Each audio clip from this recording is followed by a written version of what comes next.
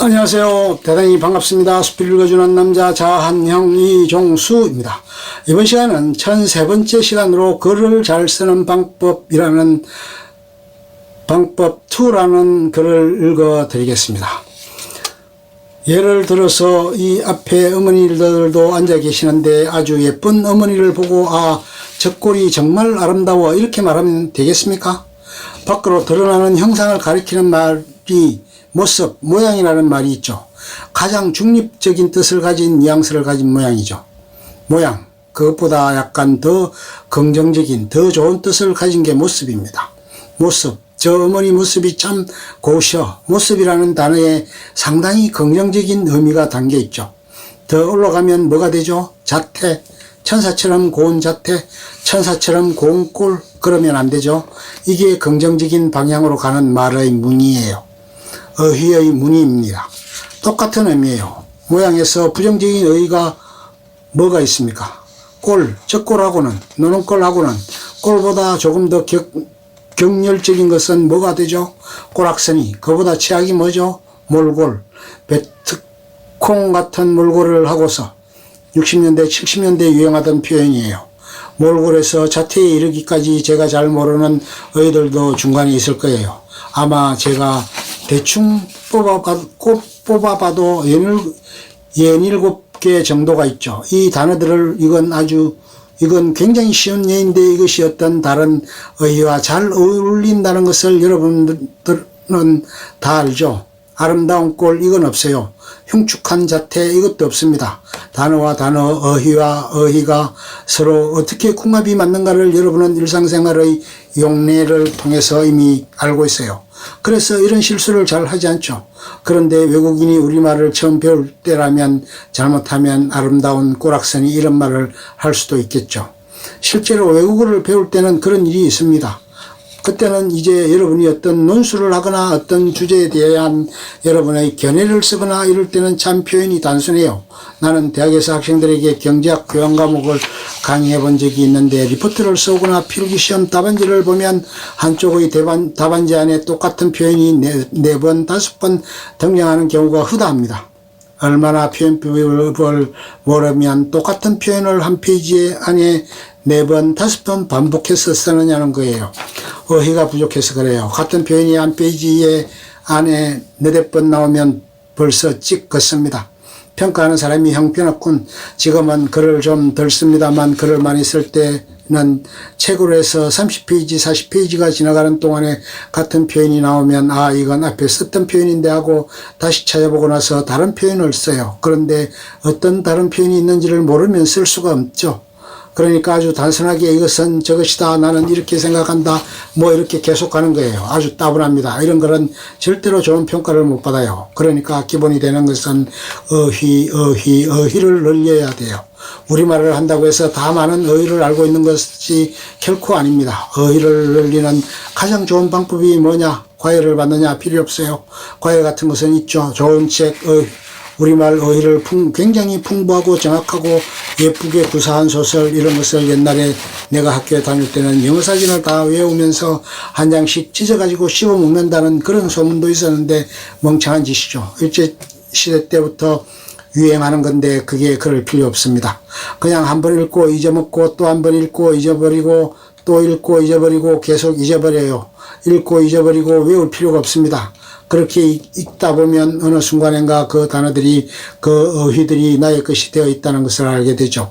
그걸 어떻게 아냐면 계속 입력만 할 때는 그게 자기 것인지 아닌지 모릅니다. 그런데 어느 순간 그 어휘들을 자기가 출력하기 시작하면 출력할 수 있는 단계까지 가면 그럴 때 자기 어휘가 되는 거예요. 용법을 알아야 어휘를 사용합니다.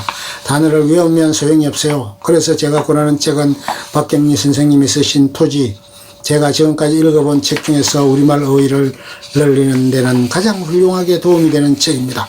거기 보면 낯선 어휘가 많기 때문에 때로는 토지 사진이 있죠. 토지에 등장하는 어휘를 설명하는 사진이 있어요.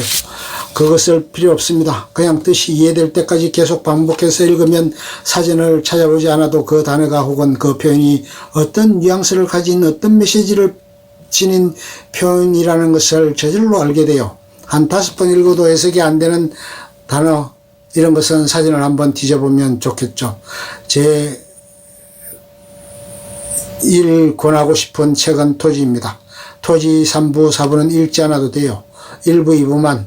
토지는 굉장히 재미난 책이에요. 중간에 남녀 상렬지사가 들어있기 때문에 청소년들에게 다 이렇게 말할지 모르지만, 그래서 청소년용 토지가 따로 나왔는데 그거 읽지 마세요. 그냥 오리지널로 읽으십시오. 나도 여러분만한 나이 때 원래 아이들은 불량식품도 먹으면서 자라는 거 맞죠? 어릴 때 가게에 가보면 큰 메이커에서 나오는 그런 이름 있는 과자보다 상표도 알 수 없고 이런 정체도 알 수 없는 울긋불긋한 그런 과자가 훨씬 맛있어 보이잖아요. 그런 거 먹으면서 면역력도 키우고 자라는 거예요. 독서도 그렇습니다. 권장도서, 교양도서, 이거 학교에서 주는 거, 문화관광부에서, 교육부에서 내리는 거, 이것만 읽는다고 해서 지적으로 튼튼한 그런 사람이 되는 게 아니에요. 불량식품도 먹듯이 불량서적도 읽어도 괜찮습니다. 우리 여학생들은 어떤지 모르겠지만, 우리 남학생들은 몰래 숨어서 못된 걸 많이 읽잖아요. 그러니까 토지 정도는 괜찮아요. 토지 1부와 2부를 가능하다면 10번, 10번이 너무 심하다고 생각하는 사람은 5번, 그냥 모르는 단어가 나와도 괜찮아요. 그냥 읽어요. 재밌으니까. 그냥 읽으면 돼요. 계속 한 5번, 6번 읽으면 토지에 들어있는 어휘, 문장, 표현 방법, 방식 이런 것들이 다 여기 머리에 입력이 돼요. 어떤 사람은 3번만 읽어도 벌써 출력을 하는 사람이 있고 조금 타고난 재능이 아쉽게도 무딘 분들은 한 10번 혹은 5번 읽어야 출력이 돼요. 글 쓸 때 동원할 수 있는 어휘와 표현 방법을 풍부하게 만드는 가장 좋은 방법은 좋은 책을 반복해서 여러 번 읽는 것이다. 이게 제가 지금까지 살면서 왜 내가 글을 잘 쓰게 되었을까라고 생각했을 때 이것 때문일 것이라고 추정하는 유일한 이유입니다. 사실상 많이 읽지 않으면 절대로 글을 잘 쓸 수 없죠. 아무리 훈련을 하고 아무리 쪽집게 과외 선생님하고 논술을 공부를 해도 얼마나 바보 같은 일이에요. 논술 시험을 보는데 예상 문제의 답을 미리 써가지고 그걸 통째로 외워서 들어가 쓴다는 거, 이건 정말 비극적인 거예요. 아이들을 그렇게 키워서 어디다 쓰겠어요? 여러분 그런 거 절대 하지 마세요. 책을 많이 읽으면 됩니다. 밤중에 참고서 안 보고 학원 안 가고 토지 읽고 있다고 타박하지 마시고, 어머님들은 그게 다 피가 되고 살이 되는 것이기 때문에 많이 밀어주세요. 두 번째로, 어휘가 어느 정도 있다면 아무 어휘나 많이 안다고 글을 잘 쓸 수 있는 게 아니에요. 여러분 아까 얘기했죠. 생각이 먼저, 두 번째가 말, 세 번째가 글입니다.